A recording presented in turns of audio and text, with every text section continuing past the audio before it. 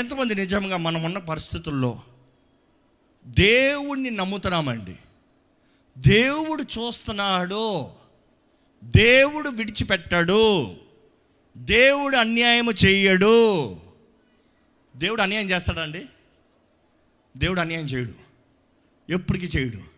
ఆయన అన్యాయస్తుడు కాదు, ఆయన న్యాయవంతుడు. He cannot change. ఈరోజు దేవుడు అంటే ఏదో కొట్టే దేవుడు, తిట్టే దేవుడు, క్రోపాగ్నిని తీసుకొచ్చే దేవుడు, ఉగ్రతను తీసుకొచ్చే దేవుడు అని మనుషుడు భావిస్తున్నాడు. No, God is love. దేవుడు ప్రేమ అయి ఉన్నాడు. ఈరోజు దేవుడు నన్ను పట్టించుకోవట్లేదు అనేవారు ఎవరైనా ఉంటే దేవుడు అంటాడు, నేను నిన్ను పట్టించుకోకుండా వదులుంటే నువ్వు ఎప్పుడో మరణించి ఉండేవాడు, నువ్వు ఎప్పుడో మరణించి ఉండేదాన్ని. I love you so much. ఈరోజు మన జీవితంలో మనకు కలిగే ప్రతి పోరాటంలో దేవుడు అంటాడు, నేను నీ తోడు ఉంటాను, నేను నీ మధ్య ఉంటాను. దేవుడు ఎప్పుడైనా సరే suffering it is for the profitable అండి. ఆది సంఘము వారు ఏం చేశారంటే వారికి ఉన్నవన్నీ తీసుకొచ్చి అమ్మివేసి అందరూ ఒకే స్థలంలో ఉన్నారంట, ఒకే రీతిగా ఉన్నారంట, ఒకే రీతిగా జీవించారంట. ద హిస్టరీ సేస్ వారు ఉన్న యెరూషలేము బయటే కొంచెం ప్రాంతంలో ఇంకొక స్థలాన్ని తీసుకుని ఒక స్థలంలో ఒక నూతన పట్టణంలాగా ప్రారంభించారంట. వారందరూ కలిసి అపోస్తుల మధ్య నివసిస్తాం ప్రారంభించారు. అంతా బాగుంది. వారికి ఏంటి? యెరూషలేము లోకం మనకు అక్కర్లే, అక్కడంతా పాపం మనకు అక్కర్లే. మనం పని చేసుకోదాం, మనం పొలం పంట చేసుకోదాం, మనం కష్టపడదాం, మనం వర్ధిల్దాం, అందరూ సమానంగా తిందాం, అందరూ సమానంగా బ్రతుకుదాం. వాహ్, ఎంత బాగుంది ఐడియా. అది దేవుడిచ్చిన ఐడియావా? కాదు. వారంతటా వారు కోరుకున్న ఐడియా, వారు నిర్ణయించుకున్న కార్యము. అది దేవుడిచ్చిన ఐడియా కాదని మీకు ఎలా తెలుసు అని అడగచ్చు. దేవుడు ఏం చేశాడంటే వారందరూ కలిసి ఒకే స్థలంలో సంతోషంగా ఉంటే దేవుడు అన్నాడు, వీళ్ళు ఇట్లయితే అవరు, ఇట్లంతా సేవ జరగదు, వీళ్ళు తింటారు, వీళ్ళు పడుకుంటారు, వీళ్ళు సుఖించుకుంటారు, వీళ్ళకి అయిపోయింది. దేవుడు అందుకనే శ్రమలను అనుమతించాడంట. అక్కడ చూస్తాం, ఎప్పుడైతే వాళ్ళకి శ్రమలు వచ్చాయో పరిగెత్తారంట. ఒక లిట్టు, ఒక లట్టు, ఒక లిట్టు, ఒక లట్టు, ఒక లిట్టు వెళ్ళి దేవుని విడిచిపెట్టారా? కాదు, దే మల్టిప్లైడ్. తోమా ఇండియాకు వచ్చాడండి. నేను అనుకుంటాను దేవుడు శ్రమలు పెట్టి ఉండకపోతే తోమా ఇండియాకు వచ్చి ఉండేవాడా? ఆయన ఇండియాకు వచ్చి ఉండకపోతే క్రీస్తు గురించి మొదటికి చాలామంది అంటారు బ్రిటిష్ వాళ్ళు తీసుకొచ్చారండి. బ్రిటిష్ వాళ్ళు నిన్నకాక మొన్న వచ్చారు. 2000 సంవత్సరాల ముందే యేసు ప్రభు శిష్యుడైన తోమా ఈ భారతదేశంలోకి అడుగుపెట్టాడు. 2000 సంవత్సరాల ముందే క్రీస్తు రక్షణ సువార్త ఈ భారతదేశంలో ప్రకటించబడింది. ఆయన సమాధి ఈ రోజు వరకు సెయింట్ థామస్ మౌంట్ చెన్నైలో ఉంది. ఆయన ప్రార్థన చేసుకుంటా అంటే బల్లెలతో పొడిచి చంపేశారు అక్కడ ఆయన్ని. ఆ సమాధి ఇంకా అక్కడే ఉంది. Do you think Bible is a lie? No, the history proves it. Today the world proves it. ఇప్పుడు బ్రిటిష్ వాళ్ళు చేస్తాం ఏంటి? దేవుని రక్షణ సువార్త ఆయన సొంత ఏంటి డిసైపుల్. నేను నమ్మనన్నాడు.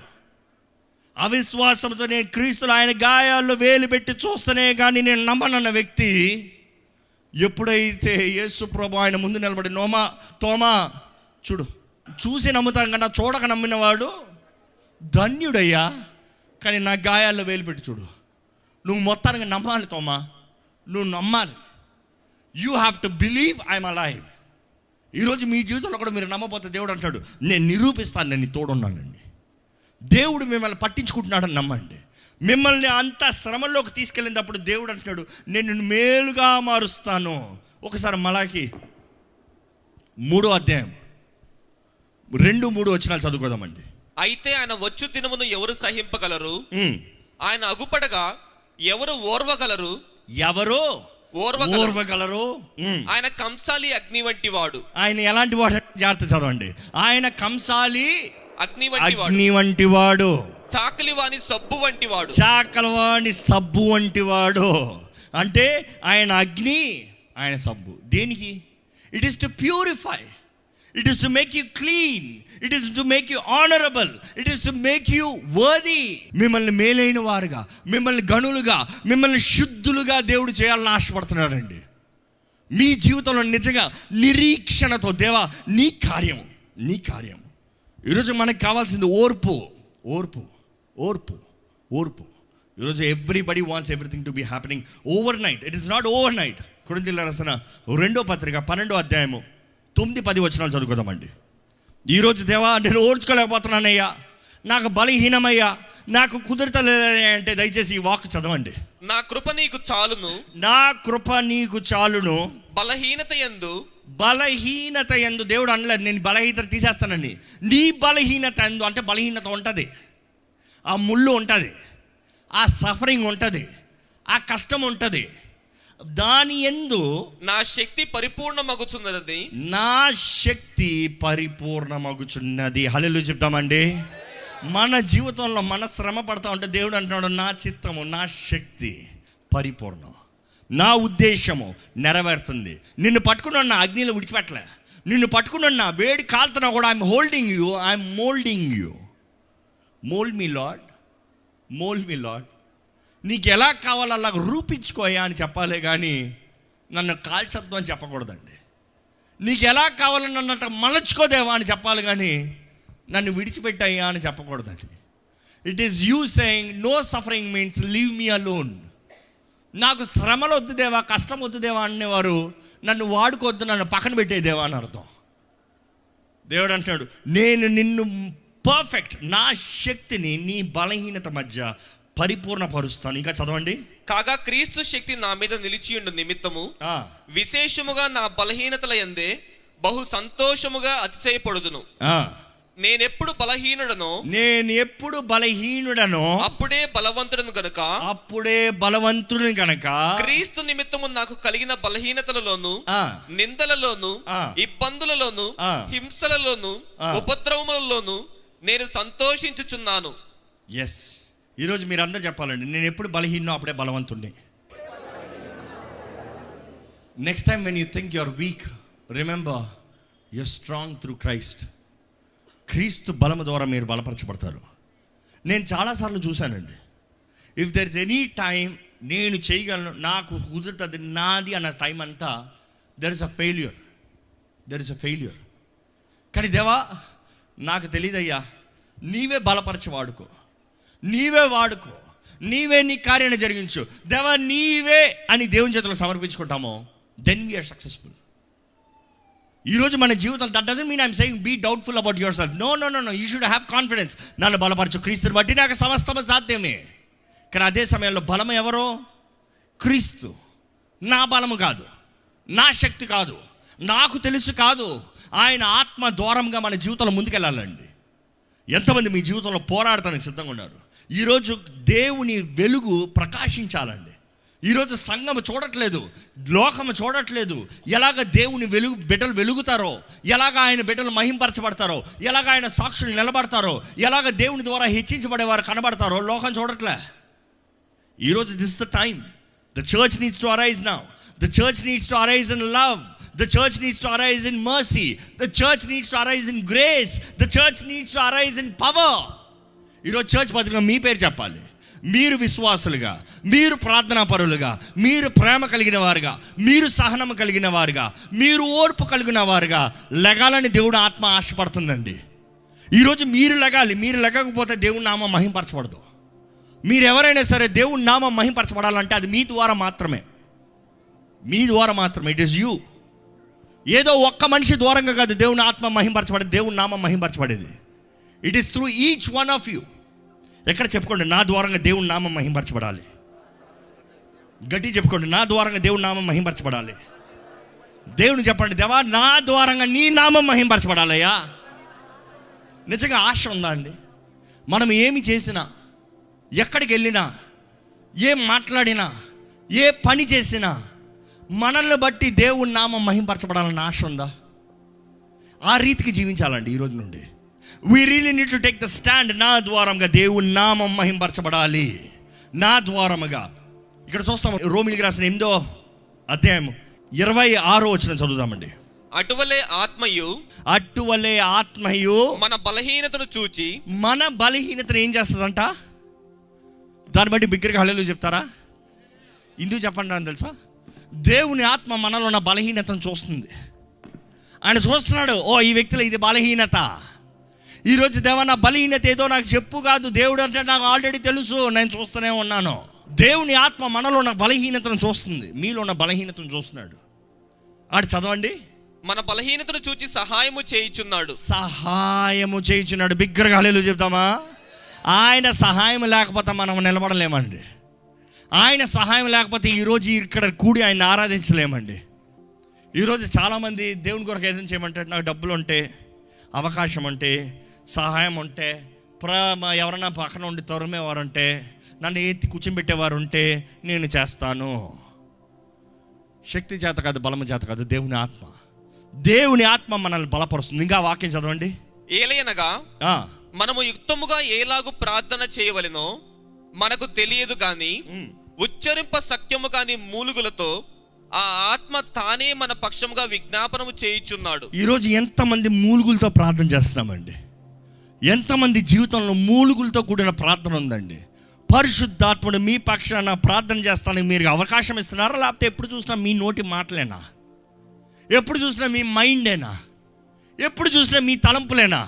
ఆత్మలో ప్రార్థన చేస్తాం ఎంతో ముఖ్యమో.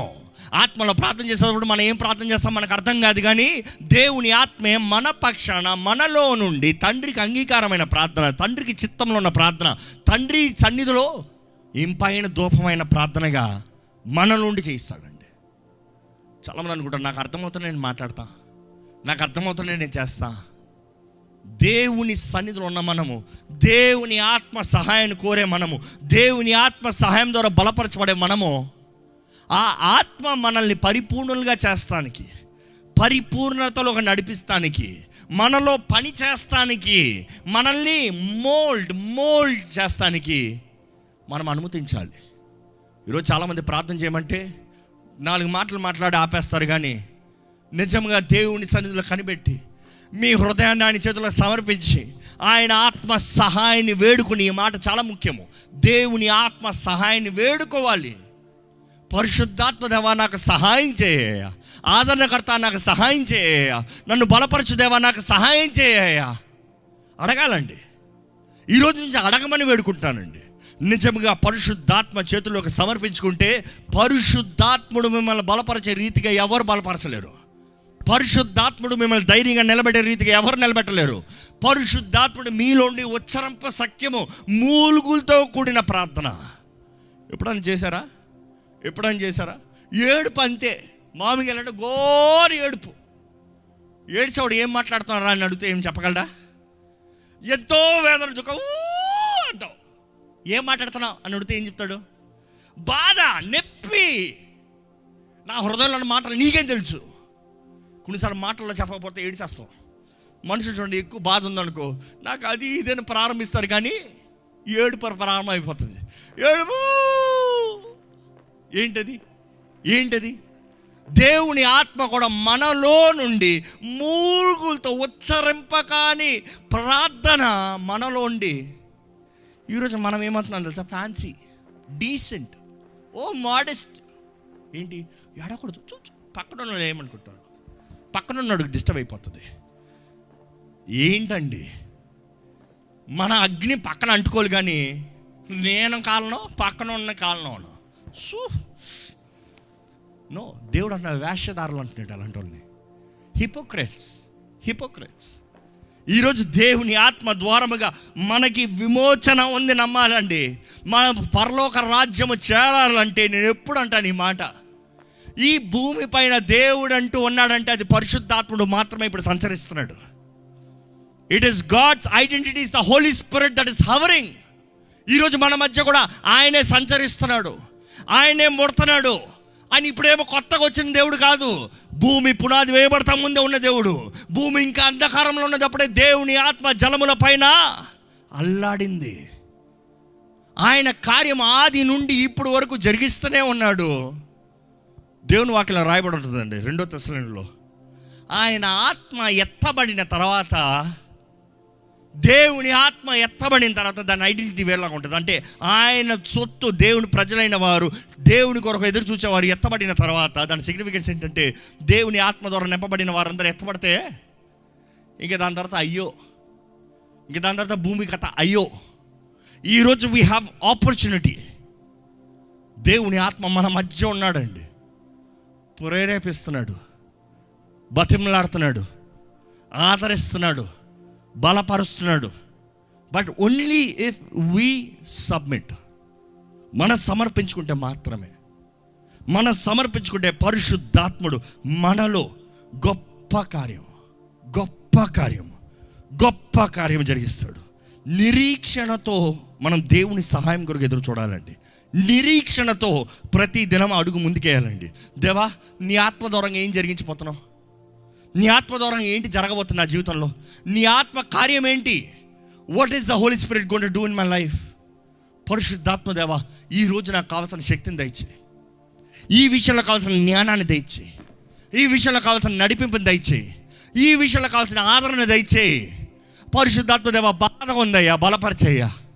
పరిశుద్ధాత్మ దేవ, లోకరీతిగా కోపం వస్తుంది, నాకు ఓర్పు సహనాన్ని దయచేయ్యా. నాకు ప్రార్థన చేస్తాను మనసు లేదయ్యా, నేను ప్రార్థన చేస్తాను ఏదో అయ్యి అడుగుతున్నాను, నా పక్షాన తండ్రి సన్నిధిలో విజ్ఞాపన చేయవా? ఎప్పుడన్నా అడిగారా? అసలు ఎప్పుడన్నా పరిశుద్ధాత్మ దేవునితో మాట్లాడారా? ఈరోజు మర్చిపోతున్నావు. నీవు దేవుడు అనేటప్పుడు యేసు ప్రభుతో నువ్వు ఎంత మాట్లాడతావో పరిశుద్ధాత్ముడితో అంత మాట్లాడాలి. తండ్రితో ఎంత మాట్లాడతావో పరిశుద్ధాత్ముడితో అంత మాట్లాడాలి. పరలోకమందున్న మా తండ్రి అనేటప్పుడు అదే సమయంలో the fellowship of the Holy Spirit అంటున్నాం. పరిశుద్ధాత్మతో ప్రతిరోజు, ప్రతి పూట, ప్రతి నిమిషము ఆయన సహాయాన్ని వేడుకోవాలి. He is the comforter, he is the helper. ఎవరు సహాయం చేస్తారా అని లోకంలో మనుషులు చూస్తారు, కానీ దేవుడు అంటున్నాడు, నేను నీలోనే ఉంచాను. నువ్వు బయటకు వెళ్ళాల్సిన అవసరంలే, నువ్వు వారిని వీరిని వెతకాల్సిన అవసరంలే. ఆయన నీలో ఉన్నాడు, నీ తోడు ఉన్నాడు, నీకు శక్తినిచ్చి నిన్ను నడిపిస్తున్నాడు. ఈరోజు నిజంగా మనం వేడుకోవాలండి, మనం ఆహ్వానించాలండి. ఈరోజు ఎంతమంది పరిశుద్ధాత్మ దేవుని నమ్మరు? It is as equivalent as you deny Jesus. యేసు ప్రభువు అంటున్నాడు, ఏంటి నేను మీ దగ్గర నుంచి దూరంగా వెళ్తాను, మీకు మంచిదయ్యా.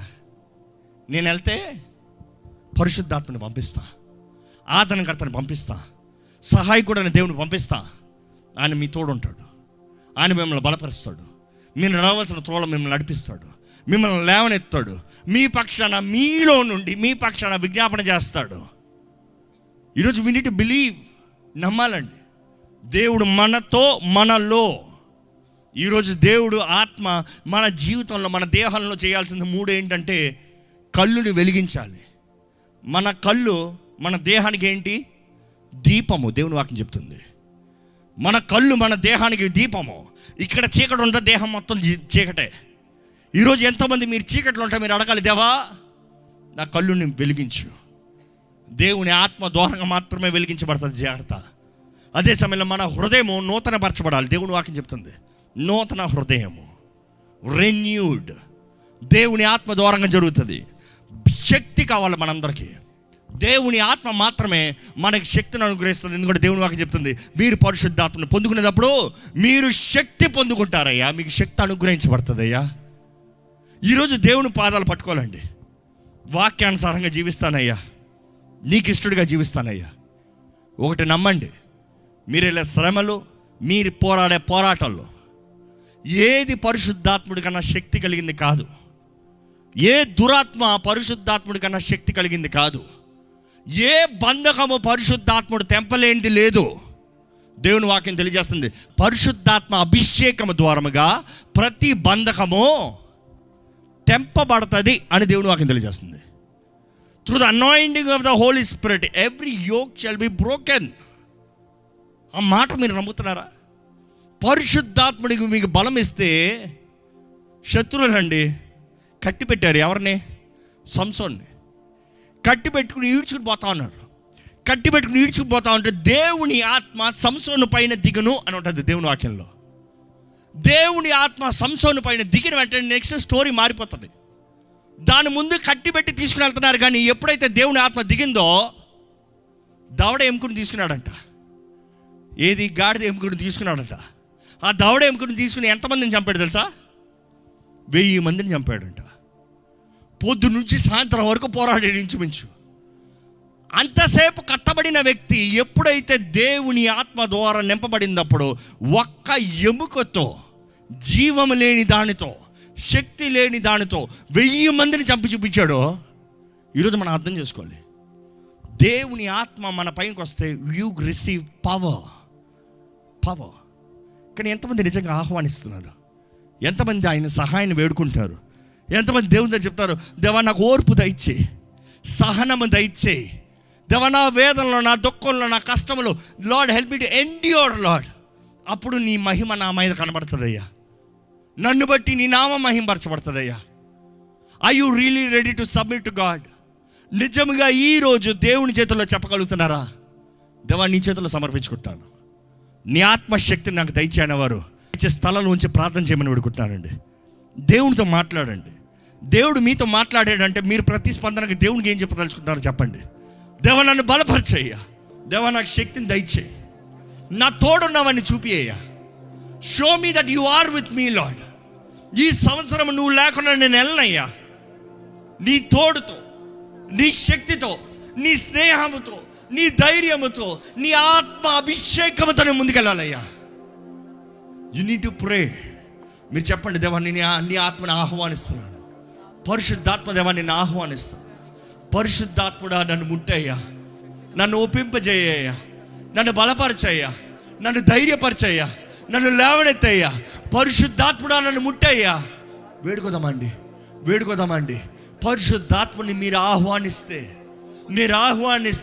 మీలో నుండి ఉచ్చరంప సఖ్యము కాని మూలుగులతో కూడిన ప్రార్థన, తండ్రికి అంగీకారమైన, తండ్రి చిత్తంలో ఉన్న ప్రార్థన పరిశుద్ధాత్ముడు మీ పక్షాన చేస్తాడు, మీ ద్వారంగా జరిగిస్తాడు. It is you submitting, you sacrificing, you accepting. దేవా నీ ఆత్మ సహాయం నాకు కావాలయ్యా.